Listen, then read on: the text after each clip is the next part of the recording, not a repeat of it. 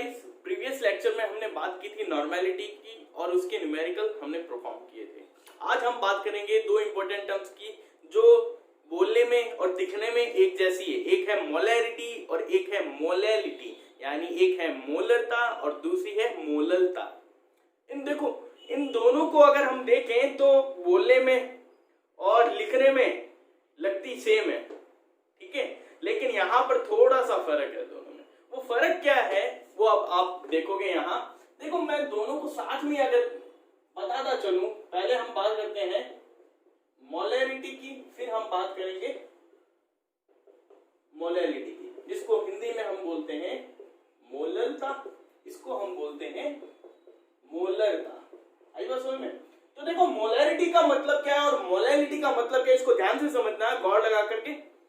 यहां पर देखना, मोलैलिटी के लिए इसको हम कैसे डिफाइन करें। अगर मैंने माना मेरे पास 1 लीटर कोई सॉल्यूशन है, क्या है मेरे पास 1 लीटर कोई सॉल्यूशन, उस 1 लीटर सॉल्यूशन में कितने number of moles of solute dissolve होंगे, वो मेरी क्या होगी, मोलैरिटी। तो डिफाइन कैसे करूं, द टोटल नंबर ऑफ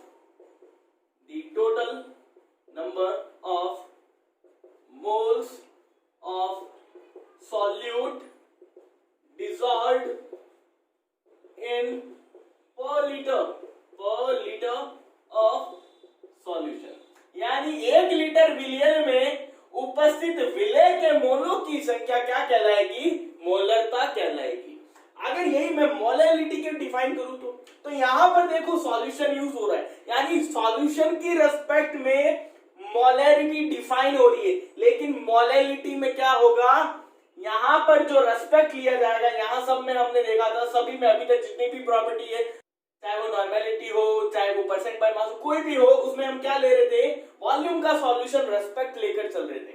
लेकिन यहां पर क्या हो जाएगा, चेंज हो जाएगा। वो चेंज क्या होगा, यहां जो रेस्पेक्ट लेंगे हम, वो लेंगे सॉल्वेंट का। तो मैं इसको कैसे डिफाइन करूंगा, मैं बोलूंगा 1 kg, क्या बोलूंगा, 1 kg सॉल्वेंट में। अब 1 kg को और मैं क्या लिख सकता हूं, 1000 ग्राम लिख दूं। बात देखिए, 1 kg या 1000 ग्राम सॉल्वेंट में जितना सॉल्यूट का मोल, यानी number of moles of solute dissolved in 1 kg और 1000 gram of solvent is known as molarity of that substance. तो इसको देखो, डिफाइन करें, the total number of moles of solute dissolved in 1 kg, या मैं क्या बोल सकता हूं इसको, 1000 ग्राम ऑफ सॉल्वेंट। यहां सॉल्वेंट आएगा ना कि सॉल्यूशन, यहां सॉल्वेंट आएगा, ठीक है, ध्यान रखना। तो अब इसका फॉर्मूला क्या बना, मोलैरिटी को हम डिफाइन कर देते हैं m से, इसको मैं डिनोट कर देता हूं, मोलैरिटी ml आ रहा है तो मैंने इसको ml से डिनोट, ठीक है। नोटेशन आपकी जो मर्जी है बोलो, जो आपको अच्छा लगे। मेरे को ये अच्छा लगा, मैंने ये लिखा।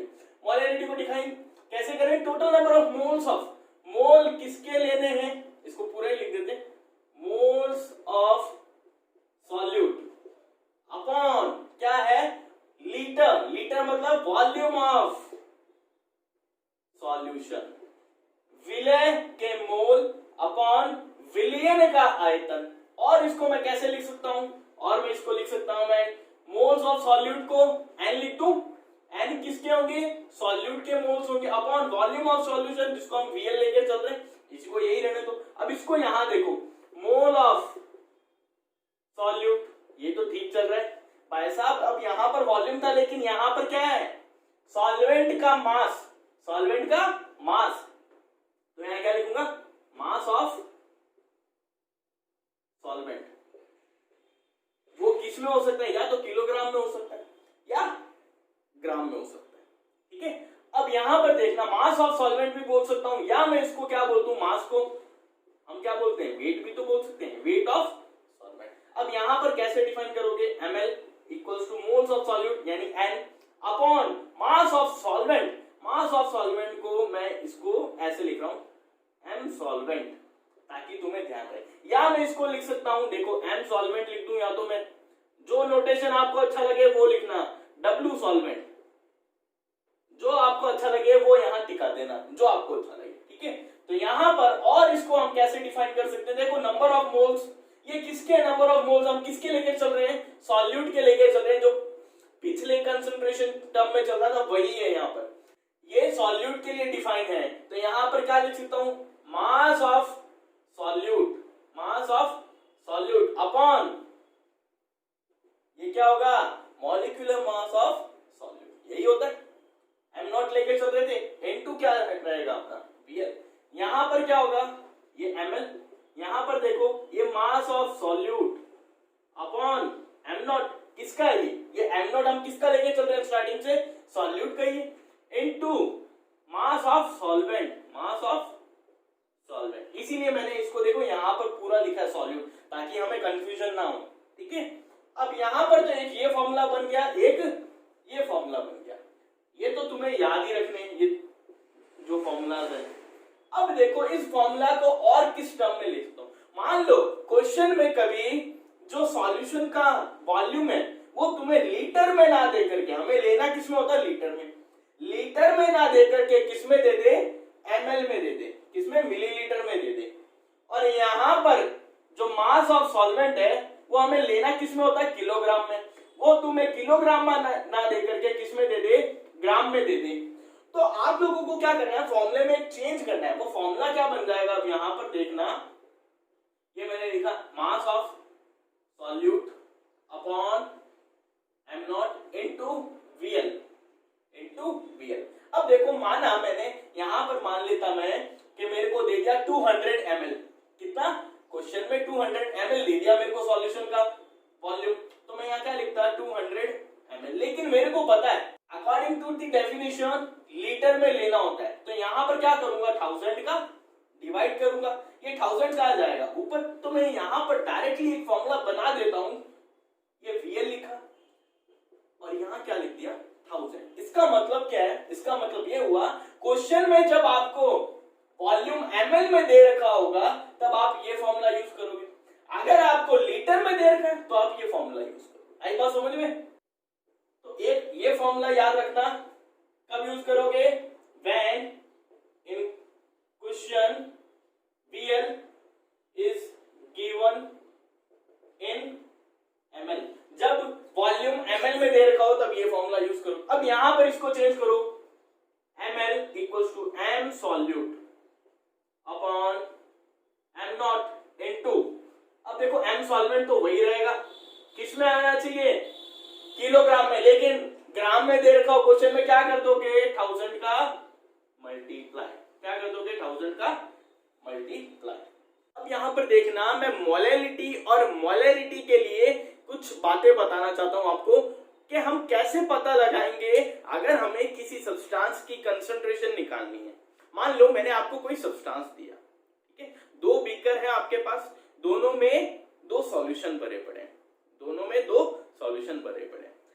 एक जो सॉल्यूशन है यानी जो एक बीकर है वो मैंने एक ऐसी जगह रखा है जहां टेम्परेचर बार बार क्या हो रहा है, वेरी हो रहा है, जहां टेम्परेचर क्या हो रहा है, बार बार वेरी हो रहा है। और एक जो बीकर है मैंने ऐसी जगह रखा है जहां टेम्परेचर क्या है, कांस्टेंट है, जहां टेम्परेचर क्या है, कांस्टेंट है। और मैंने आपको बोला कि दोनों सॉल्यूशन का कंसंट्रेशन फाइंड आउट करके आप क्या करो, वेपर प्रेशर फाइंड आउट करो।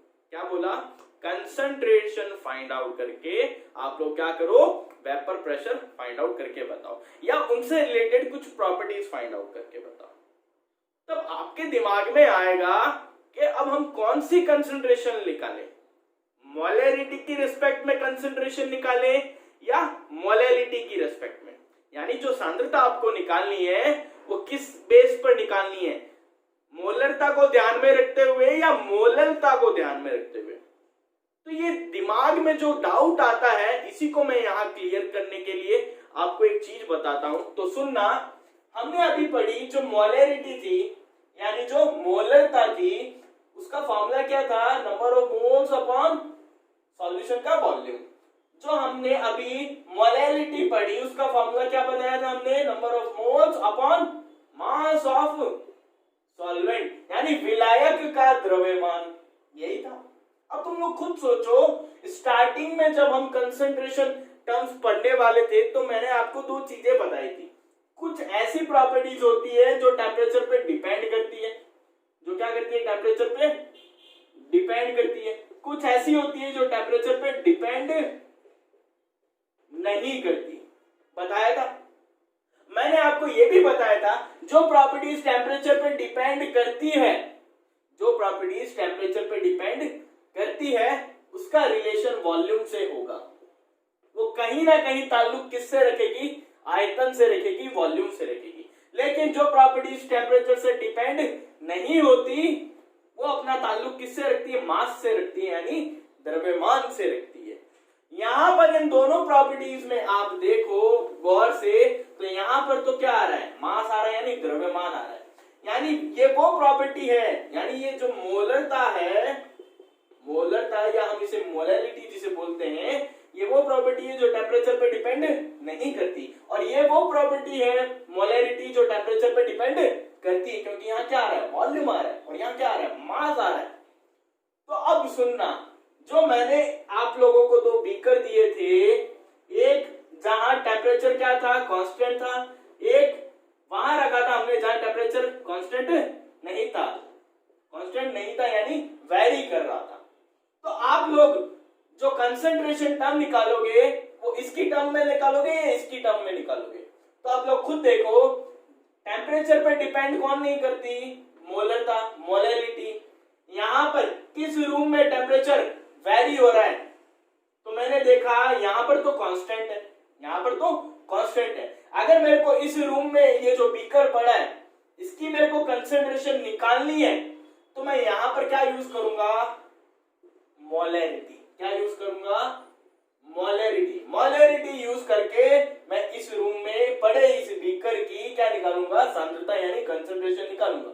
लेकिन इस रूम में जो बीकर पड़ा है जहां टेम्परेचर बार बार क्या हो रहा है, वेरी हो रहा है। वेरी होने का मतलब क्या है, कभी टेम्परेचर मैंने 30 डिग्री कर दिया, कभी मैंने 40 कर दिया, कभी 60 कर दिया, कभी 25 कर दिया, कभी 35 कर दिया। तो हो क्या रहा है, बार बार टेम्परेचर मैं यहाँ चेंज कर रहा हूं। तो यहाँ टेम्परेचर अगर मैं चेंज कर रहा हूं तो मोलैलिटी में अगर देखूं, मोलैलिटी में मास होता है प्रेजेंट, यानी यहाँ पर आप कितना ही टेम्परेचर चेंज कर लो इसको कोई फर्क नहीं पड़ना। जब इसको कोई फर्क नहीं पड़ना तो मैं एक बात बोल सकता हूं, इस रूम में अगर मेरे को एक पड़े इस बीकर की कंसंट्रेशन यानी सांद्रता निकालनी है, तो मैं यहाँ पर जो टर्म यूज करूंगा वो कौन सी होगी, मोलरता यानी मोलैलिटी। आई बात समझ में? तो इस तरीके से हमें पता लगता है कि मोलैलिटी का यूज कहां होगा, मोलैलिटी का यूज वहां होगा जहां टेम्परेचर क्या होता है, कांस्टेंट नहीं होता, बार बार क्या होता है, वेरी करता है, बार बार क्या होता है, वेरी करता है। यानी इस टर्म का यूज हम वहां करेंगे जहां हमें वेपर प्रेशर, क्या वेपर प्रेशर या टेम्परेचर से रिलेटेड कुछ प्रॉपर्टीज को स्टडी कर रहे हैं, और वहां पर हमें उस सॉल्यूशन की क्या निकालनी है, कंसंट्रेशन यानी सांद्रता निकालनी है। तो मैं वहां पर मोलैरिटी यूज नहीं करूंगा, मैं वहां पर यूज करूंगा मोलैलिटी यानी मोललता। आई बात समझ में? तो यहां से अब हम करते हैं स्टार्ट अपने न्यूमेरिकल्स, जो किस पर डिपेंडेंट है, मोलैलिटी और मोलैरिटी पे। सो गाइस, जो फर्स्ट क्वेश्चन है वो आप लोग पढ़ना पॉज करके पहले, फिर यहां समझना। तो जो फर्स्ट क्वेश्चन है वो हमें क्या बोल रहा है, वो हमें बोल रहा है मेरे पास वाटर है कितना, 100 ग्राम, कितना है 100 ग्राम, उसमें मैंने क्या डिसॉल्व किया, पोटेशियम क्लोराइड डिसॉल्व किया, जिसका मास मेरे को गिवन है 7.45 ग्राम। हमें फाइंड करना है मोलैलिटी, क्या, मोलैलिटी यानी मोललता। अब हमें मोललता फाइंड करना है यानी मोलैलिटी, क्या था formula, number of moles upon mass of solvent, यही था, number of moles upon mass of solvent. Mass of solvent, solvent कौन है, वाटर है, जिसका मास मेरे को गिवन है, तो लिख लो जो जो गिवन है, मास ऑफ सॉल्वेंट कितना है, यानी विलायक का मेरे को क्या गिवन है, द्रव्यमान गिवन है। लेकिन अब मैंने तुम्हें एक चीज और बताई थी, ये देखो किसमें गिवन है, ग्राम में। हम यहाँ किसमें लिखते हैं, हमेशा किसमें लिखते हैं, याद करो, हम लिखते हैं केजी में। किसमें लिखते हैं, केजी में। मैं क्या करूंगा, इस फॉर्मूले में पहले से ही 1000 का मल्टीप्लाई करवा दूंगा, ताकि मेरे को इसको कन्वर्ट करने की जरूरत नहीं है। अब देखो आगे और क्या गिवन है, ये मास ऑफ सॉल्यूट, ये मैंने लिख दिया mass of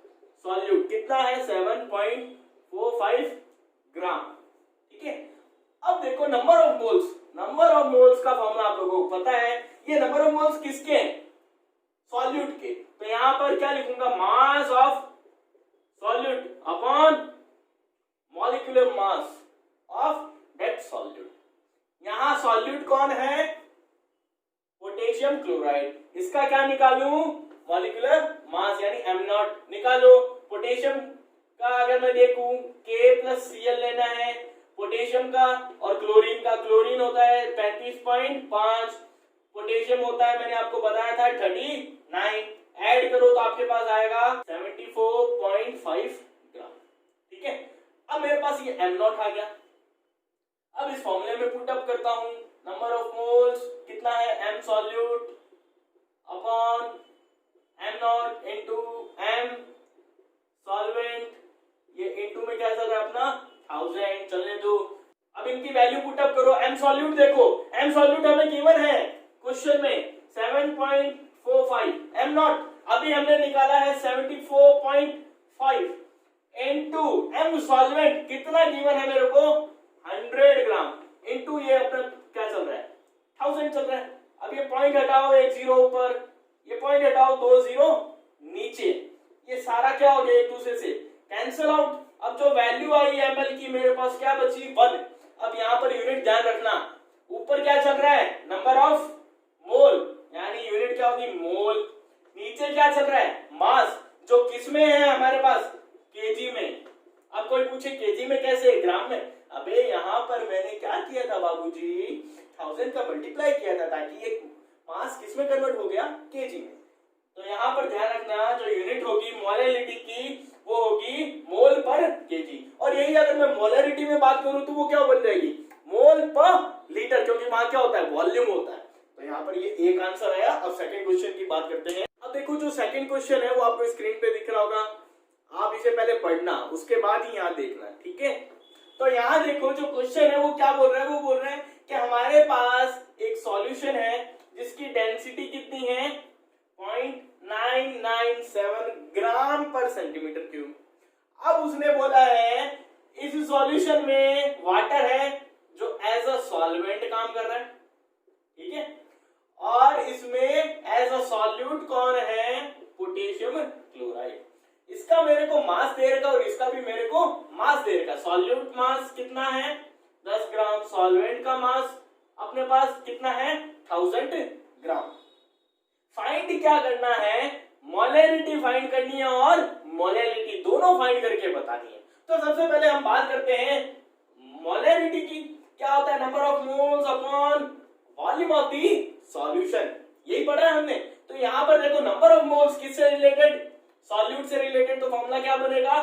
mass of solute upon molecular mass of solute into Vl। अब यहां पर देखो पंगा आएगा Vl में। क्या मेरे को Vl दे रखा है क्या? यहां पर इस सॉल्यूशन का वॉल्यूम दे रखा है क्या? वो भी किस में? लीटर में या ml में दे रखा है क्या? नहीं दे रखा, लेकिन मेरे को एक हिंट दे दी, क्या? डेंसिटी। तो मैं क्या करूंगा? मैं यहाँ पर डेंसिटी को लूं। डेंसिटी क्या होती है? Mass upon volume. किसकी डेंसिटी है? सॉल्यूशन की। तो यहाँ पर मास ऑफ सॉल्यूशन लिखूंगा अपॉन वॉल्यूम ऑफ सॉल्यूशन, जो मेरा क्या है? Vl। तो यहाँ पर वॉल्यूम ऑफ सॉल्यूशन निकालना है तो मैं इसको इधर ट्रांसफर कर दूं तो क्या होगा? m solution upon d solution. m solution का मतलब सॉल्यूशन में दो ही कंपोनेंट, सॉल्यूट प्लस सॉल्वेंट, दोनों का मास। सॉल्यूट क्या? 10 ग्राम, सॉल्वेंट कितना? 1000 ग्राम। तो क्या लिखूं? 1000 प्लस 10। ठीक है, यहां पर डेंसिटी ऑफ सॉल्यूशन मेरे को गिवन है 0.997, जो किसमें है? ग्राम पर सेंटीमीटर क्यूब। अब यहां पर इसको सॉल्व करेंगे। V solution equals to 1010 upon 0.997। ये पॉइंट हटाया, 3 जीरो ऊपर गए। इसको जब आप सॉल्व करोगे 1013 सेंटीमीटर क्यूब। ये देखो यहां से मेरे पास क्या आ गया? वॉल्यूम आ गया। आप लोग इसे सॉल्व करके देखना, वैल्यू यही आएगी। क्या आई? 1013 सेंटीमीटर क्यूब। अब यहां पर बात आती है वॉल्यूम सेंटीमीटर क्यूब में। हमने तो पढ़ा ही नहीं अभी तक। हमने जो भी पढ़ा है या तो ml में देखा हमने डेफिनेशंस में, या लीटर में देखा है, लेकिन यहां पर आपको काम आएगा यूनिट कन्वर्जन। यूनिट कन्वर्जन ध्यान रखना, 1 सेंटीमीटर क्यूब जो वॉल्यूम होता है वो इक्वल होता है 1 ml के। कितने के? 1 ml के। और जो 1 लीटर होता है वो किसके इक्वल होता है? 1000 ml के। तो यूनिट कन्वर्जन में ये आपके काम आएगा। इसको मैं क्या लिख सकता हूं? या तो मैं 1013 ml लिख दूं, 1013 ml लिख दूं। बात एक ही है क्योंकि 1 सेंटीमीटर क्यूब 1 ml के इक्वल होता है। अब ये ml है, इसको मेरे को किसमें चेंज करना है? लीटर में। क्या कर दूंगा? 1000 का डिवाइड, जैसे ही डिवाइड किया 3 जीरो हटाए, 3 के बाद पॉइंट, तो क्या हुआ मेरे पास? 1.013 लीटर। ये मेरे पास क्या आ गया? वॉल्यूम। ये क्या आ गया मेरे पास? वॉल्यूम। मैं यहाँ लिख रहा हूं वॉल्यूम, मैंने कन्वर्ट किया तो मेरे पास क्या आया? 1.013 लीटर। ठीक है, वॉल्यूम आ गया अपने पास। अब क्या चाहिए अपने को? कुछ नहीं, मास ऑफ सॉल्यूट। ये क्या चल रहा है ऊपर? मास ऑफ सॉल्यूट। सॉल्यूट कितना है? 10 ग्राम upon molecular mass of solute. ये देखो कौन कौन है? पोटेशियम और क्लोरीन है। तो यहां से पोटेशियम कितना होता है? पोटेशियम होता है 39, क्लोरीन होता है 35.5। सॉल्व करेंगे आएगा 74.5 ग्राम पर मोल। ये क्या है? मेरा m नॉट है, यानी m नॉट की वैल्यू आ गई। तो यहां पर रखूं 74.5 इंटू VL। VL अभी निकाला है हमने 1.013। अब देखो ये हमने किसमें रख दिया? यहाँ लीटर में रख दिया। तो मेरे को यहाँ 1000 की मल्टीप्लाई करने की कोई जरूरत नहीं है। अगर मैं ml में रखता तो मेरे को यहाँ 1000 मल्टीप्लाई करना था। ये आ गया। तो यहाँ से m की वैल्यू फाइंड आउट करो। तो मैं अगर करूं यहाँ से फाइंड आउट, तो ये पॉइंट हटाओ, ये पॉइंट हटाओ, ऊपर जीरो आ गए, ये इसका 1, इसके 3 जीरो। ठीक है, 0.1325 मोल पर लीटर। ये क्या होगी? अपनी मोलैरिटी। अब मैं अगर फाइंड करूं मोलैरिटी यानी ml की बात, तो क्या है? Number of moles upon mass of solvent. तो नंबर ऑफ मोल्स हम फाइंड आउट कर लेंगे जो सॉल्यूट के लिए है। तो फॉर्मूला क्या बन जाएगा? मास ऑफ सॉल्यूट अपॉन सॉल्यूट का क्या लेना है मेरे को? Molecular mass into mass of solvent. क्या है? मास ऑफ सॉल्वेंट। सॉल्वेंट का मास मेरे को गिवन है, देखो ग्राम में गिवन है। वो कितना ग्राम गिवन है? 1000 ग्राम। मैं इसको 1000 ग्राम को 1 kg भी तो लिख सकता हूं। तो मेरे को यहाँ चेंज करने की जरूरत ही नहीं है। तो मास ऑफ सॉल्यूट है 10 ग्राम अपॉन m नॉट कितना है? 74.5 इनटू मास ऑफ सॉल्वेंट कितना है? 1 kg। ठीक है, अब इसे सॉल्व करो। 0.1342 मोल पर केजी। क्या आई? 0.1342 मोल पर केजी। अब देखो दो क्वेश्चंस मैं आपको होमवर्क के लिए दे रहा हूं, वो आप लोग ट्राई करके देखना। ठीक है, तो इस तरीके से हमने आज क्या किया? मोलैरिटी और मोलैलिटी के क्वेश्चंस परफॉर्म किए। अब हम देखेंगे नेक्स्ट लेक्चर में जो मोलैरिटी है और जो मोलैलिटी है, क्या उनमें कुछ रिलेशन होता है क्या? वहां से कुछ हम क्या निकालेंगे? नए फॉर्मूलाज ऑब्टेन करेंगे डेरिवेशन करके। फिर हम देखेंगे नॉर्मेलिटी और जो मोलैरिटी है, क्या उनमें भी कुछ रिलेशन होते हैं क्या? तो वहां से भी क्या करेंगे? हम फॉर्मूलाज ऑब्टेन करेंगे। तो मेन कहने की बात ये, अब खूब सारे फॉर्मूलाज आने वाले हैं, तो सब कंसंट्रेशन टर्म की आपको डेफिनेशंस याद होनी चाहिए और सबके फॉर्मूलाज याद होने चाहिए। तभी आप लोग दिमाग में रख के क्या कर सकते हो? उनके क्वेश्चंस परफॉर्म कर सकते हो। ठीक है।